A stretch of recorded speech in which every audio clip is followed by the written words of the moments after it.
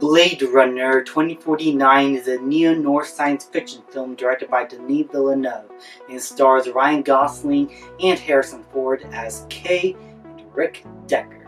The film follows the story of young Blade Runner Kay's discovery of a long-buried secret which leads him to track down former Blade Runner Rick Deckard, who's been missing for 30 years.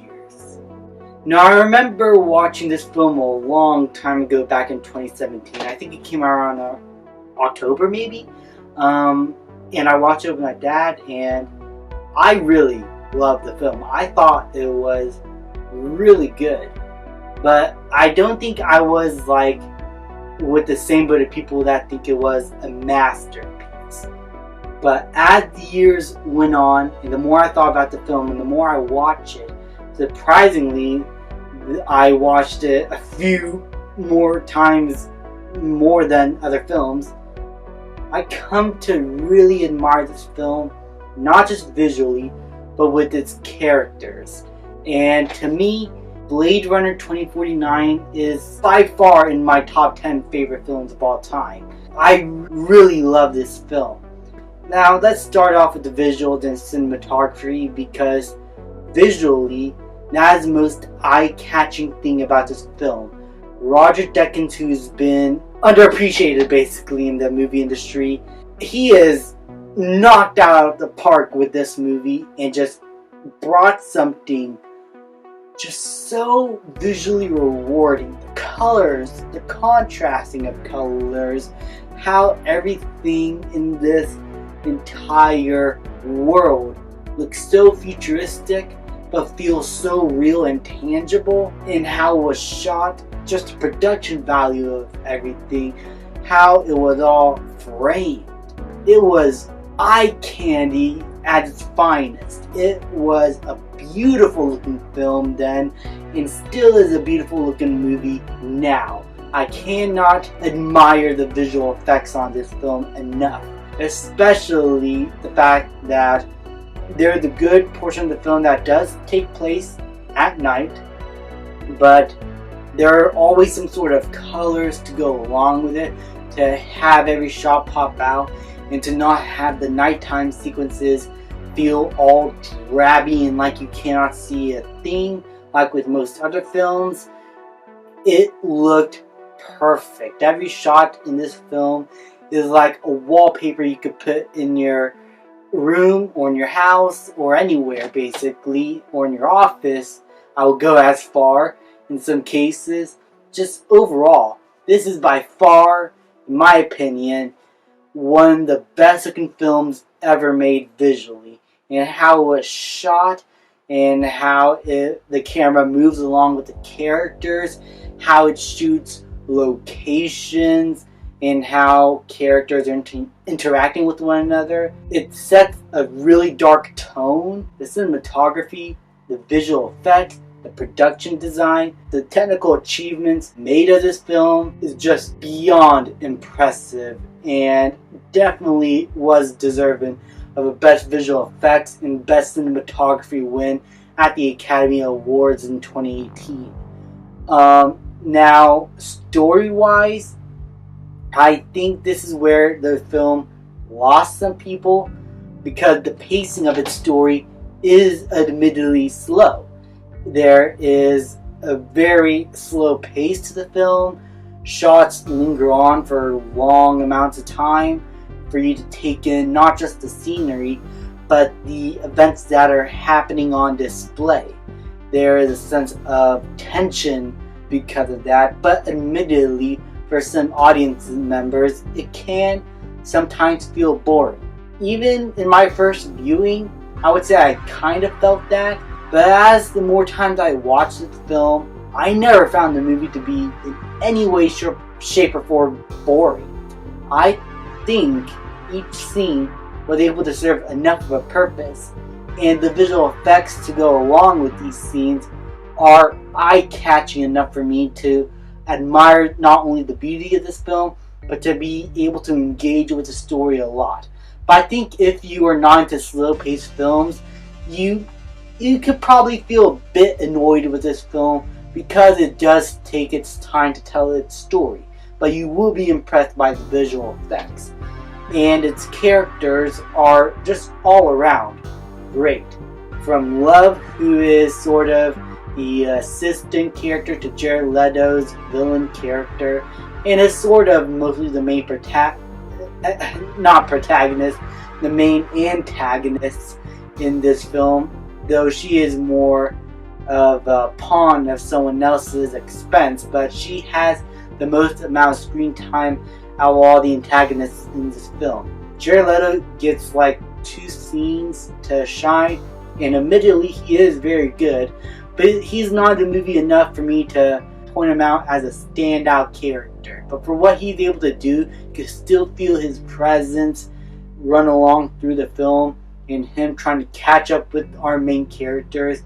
Just all around, his character still served his purpose, and what he has planned for the characters was menacing enough and threatening enough for me to feel antagonized by him, even when he is not on screen, especially when it carries over to Love's character.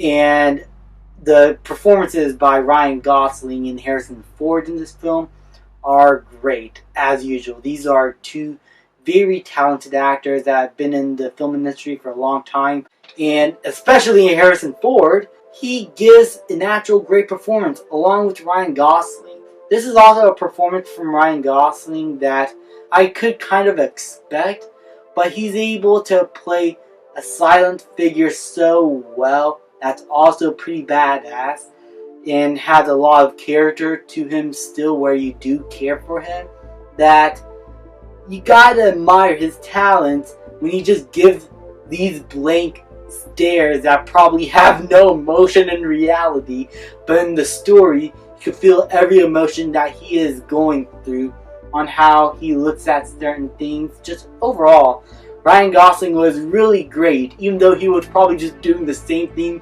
he has been doing for many years.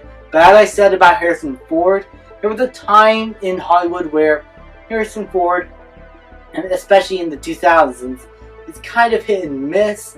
But here in Blade Runner 2049, he gives, despite having not as much screen time as some other characters, one of the better performances that he's given in recent years. And you really do feel that this is an older version of Rick Deckard that we know and love for the first film. And what they do with his character and how they progress his story along, I think worked out very well. And when he starts interacting with Ryan Gosling, when these 2 characters do eventually meet, it is very engaging to watch, and these 2 actors have really good chemistry with one another. Though that is more so in the later half of the film, as the first half of the film is more of an investigative thriller of Ryan Gosling's character Kay trying to discover this secret that might have led to an origin for him, or a hidden memory that he might have remembered about, and he is unsure that it was real, because as far as he knows, he's a replicant. He's not supposed to have real memories. He's supposed to have artificial memories taken from someone else. And this is where I'm going to have to get into spoiler territory. So if you haven't seen the film, and I know not a lot of people have it with the box office disappointment, go watch it, then come back to this portion of the review then. The reveal of Kay throughout this investigation, of him not actually being the important character, it is this woman that he met earlier in the film, who is the daughter of Rick Deckard. And the remains, as we already know of, was of Rachel, who at this point is dead in the story. And Harrison Ford's character, Rick Deckard, has spent his time secluded from everybody, kind of mourning the loss of his loved one, and just making sure he is not found, as he is afraid that with him being found, it will lead to his daughter eventually being killed. But this sets Kay in a sort of predicament where he had to choose between giving up Rick Deckard to a group of replicants that are going to go out on war against the people in Los Angeles, California, and the world, trying to gain their freedom. It's sort of a revolutionary that they're trying to do. Or he could let a father finally be at peace with his daughter and live a good life. Basically, learning what it means not just to be human, but to make the right choices for someone else, and how much more of a meaning that could be for someone else. Just overall, the themes of individual sacrifices and trying to do the right thing despite you possibly not having the biggest purpose in life ever, or maybe no purpose at all. The decisions you make could affect someone else in a positive light. You would be remembered more so for that, rather than just making another sacrifice that you have made before many times over. Because you've never seen a miracle. Because as we see in the beginning of the film, he is a replicant hunting down other replicants, and he knows it. And with Rick Deckard, especially with Ridley Scott admitting that he is a replicant, he would just be doing the same thing if he gave Rick Deckard up. So he makes the human choice to help save him and reunite him with his daughter by the end of the film. And to me, that just made this film a whole lot more emotional than it started out being, where it was like more so intellectual with its story and investigative side. The way it ends felt a whole lot more emotional, and the tonal shift never felt egregious to me, because the pacing took its time, because the story was able to unfold naturally. Everything that played out in this film worked so well and got me so invested into what these characters were going through.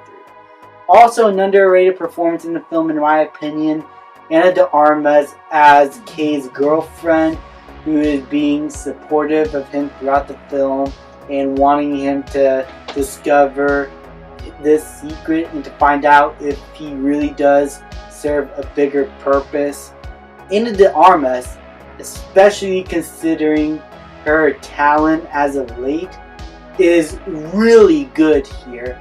And despite this not being natural, as she is now being put in many films like Ghosted or No Time to Die, or later next year Ballerina, this is a more dramatic performance for her, and she does a really good job in this film in that regard.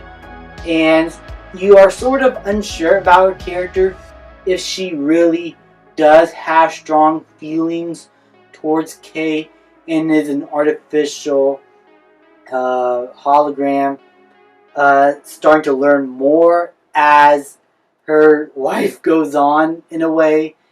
That sort of aspect of the character and that aspect of the story and the relationship between Kay and Joy, I think was very intriguing in that regard. And it explores another theme of relationships and how much more meaningful it is to have real relationships with a real person or with artificial intelligence. I think that whole aspect of the film worked out pretty well, and by the end of the film, when Joy is eventually destroyed by one of the characters, it's eventually revealed to Kay, or more so just planted right in his face, that everything that Joy has ever said to him or has done to support him at this point in the story is sort of a beautiful lie, as he stares at a hologram of another Joy who is big, purple, naked all around, the ideal thing for a man that they want. He's not looking at this Joy the same way as he's looking at the Joy that he knew now realizing that everything that was said to him from her was a lie, as at this point he now discovered that his whole purpose is not really all that important. This is basically the story of a hero that no one cares about but the audience.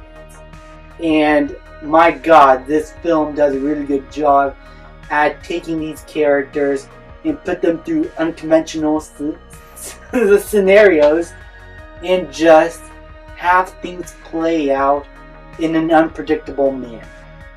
And that's what I love about Denis Villeneuve's directing in this film. It is unconventional. You don't know where things are heading.